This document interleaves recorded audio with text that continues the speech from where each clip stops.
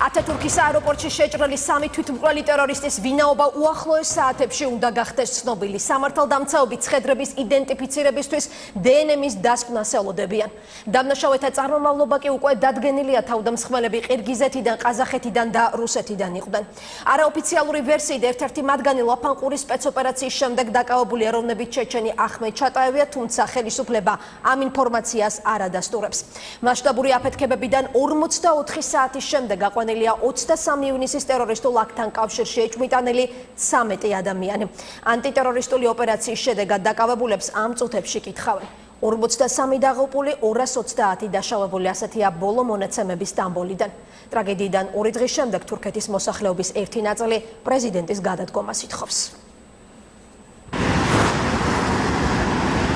მასშტაბური ტერორისტული აქტიდან 2 დღის შემდეგ სტამბოლის ათათურქის სახელობის აეროპორტმა მუშაობა სრული დატვირთვით აღადგინა. ქალაქი ნელ-ნელა ჩვეულ რიტმს უბრუნდება, თუმცა სამართალდამცავებისთვის ყველაფერი ახლა იწყება. მათ უნდა დაადგინონ თუ ვინ იყო თავდამსხმელებთან ერთად თურქეთის ისტორიაში ერთ-ერთი ყველაზე სისხლიანი ტერაქტის ორგანიზატორი. თუმცა ჯერჯერობით ისიც უცნობია თუ რომელმა ტერორისტულმა ორგანიზაციამ განახორციელა ეს თავდასხმა. ჯერჯერობით არც ერთ ორგანიზაციას პასუხისმგებლობა მომხდარზე არ აუღია. თურქის სამართალდამცავები ახლა რამდენიმე ვერსიას განიხილავენ. ათათურქის აეროპორტზე თავდამსხმელი 3 პირი პოსტსაბჭოთა სივრციდან იყო. თურქეთის საგამოძიებო სამსახური ადასტურებს, რომ 3 თავდამსხმელიდან 1 რუსია, ჩრდილოეთ კავკასიის რეგიონიდან, 1 უზბეკეთიდან იყო, 1 კი ყირგიზეთიდან. ამ დრომდე თურქები არ ასახელებენ თავდამსხმელების ვინაობას. მედიის ინფორმაციით მიმდინარეობს ცხედრების ფრაგმენტების ექსპერტიზა, რის შემდეგაც იდენტიფიცირება გახდება შესაძლებელი. თუმცა მედიაში უკვე გავრცელდა რამდენიმე ვერსია. თურქი ჟურნალისტების ვერსიით ერთ-ერთი თავდამსხმელი ეთნიკური ჩეჩენი ახმედ ჩატაევია. ახმედ ჩატაევი საქართველოში ლაფანყურის სპეცოპერაციის დროს დააკავეს. 2012 წელს პროკურატურის შუამდგომლობის საფუძველზე საჭალა აღსრულების დაწესებულებიდან გირაოს სანაცვლოდ გათავისუფლდა. 2013 წელს კი მასზე პროკურატურამ ძიება შეწყვიტა. უკვე შარშან გაზაფხულზე მისი ვიდეო გავრცელდა და ის ეგრეთ წოდებულ ისლამურ სახელმწიფოს რიგებს შეუერთდა. თუმცა საინფორმაციო სააგენტო როიტერის ინფორმაციით თურქეთის საგამოძიებო სამსახური არ ადასტურებს, რომ ტერაქტების ერთ-ერთი ორგანიზატორი ჩატაევია. ამ ინფორმაციას არც საქართველოში თურქეთის დიპლომატიური მისიის ხელმძღვანელი ადასტურებს. მე არ შემეძლია დავადასტურო ეს ინფორმაცია, იმიტომ რომ ჯერ 48 საათი არ არის გასული, მათ იდენტიფიცირებას დრო სჭირდება.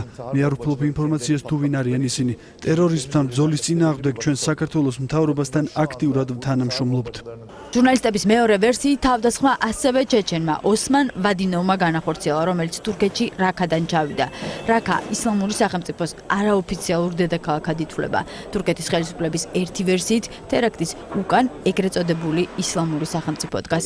თანდათან ნათელი ხდება ვინ დგას ამ ტერაქტების უკან. ყველა კვალი ისლამურ სახელმწიფოსთან მიდის, გამოძიება რამდენიმე დღეში დასრულდება, ცნობილი გახდება თავდასხმელების სახელები და გვარები. ინფორმაცია საზოგადოებას მივაწვდით. თურქული მედია ავრცელებს ფოტოსურათებს, რომლებიც აეროპორტის სათვალთვალო კამერითაა გადაღებული. ერთ ფოტოზე 3 მამაკაცი ჩანს. სამივეს მუქი ფერის ქურთუკი აცვია და ხელში ჩანთები უჭირავთ. მათგან 2 ქუდი ახურავს, 1 იღიმის. მეორე ფოტოზე ერთ-ერთი თავდამსხმელი იარაღითაა დაფიქსირებული. ასევე გავრცელდა ვიდეო თვალის მიერ გადაღებული ჩანაწერი, სადაც ჩანს, როგორ კლავს ერთ-ერთი თავდამსხმელი პოლიციელს. მან სამართალდამცველის ყურადღება ქურთუკით მიიქცია. პოლიციელმა მას კითხა, რატომ ეცვა ზაფხულში ზამთრის ქურთუკი. ამ დროს თავდამსხმელმა პოლიციელს ესროლა. ბოლო 44 საათში თურქეთში რამდენიმე რეიდი ჩატარდა. პოლიციამ 13 ეჭვმიტანილი დააკავა, ახლა მათი დაკითხვა მიმდინარეობს. ათათურქის აეროპორტში მომხდარი ტერაქტის შედეგად ბოლო მონაცემები დაღუპულია 42 ადამიანი, მათ შორის 13 უცხოელია, 239 დაჭრილია, მათგან 51 ადამიანის მდგომარეობა კრიტიკულად მძიმეა, ისინი რეანიმაციულ განყოფილებაში იმყოფებიან. ათათურქის აეროპორტმა მუშაობა განაახლა, თუმცა გაძლიერებული უსაფრთხოების ზომებით.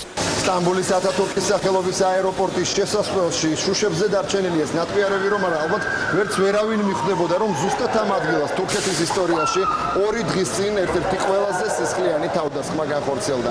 აეროპორტის თანამშრომლებმა გუშინვე მოიყვანეს წესრიგში ეს ტერიტორია, ის ადგილი, სადაც 3 ძლიერი აფეთქების ხმა გაისმა და დღეს დილიდან ათათურქის სახელობის აეროპორტი სტამბოლში კვლავ მსოფლიოში ერთ-ერთი ყველაზე დატვირთულია.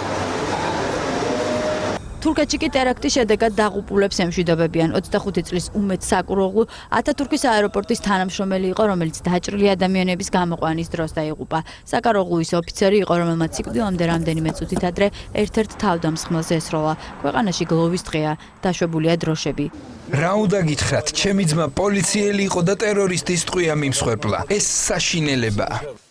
ათათურქის აეროპორტზე მომხდარი თავდასხმიდან 2 დღე გავიდა თურქეთი მსოფლიოს თითქმის ყველა ქვეყნის ლიდერისგან სამძიმრის და თანადგომის გზავნილებს იღებს. თურქეთის ხელისუფლების წარმომადგენლები ირწმუნებიან, რომ უახლოეს პერიოდში დადგინდება თუ ვინ იდგა ამ სისხლიანი ტერაქტის უკან. მათი თქმით, ამის შემდეგ ყველა დამნაშავე უმკაცრესად დაიშჩება.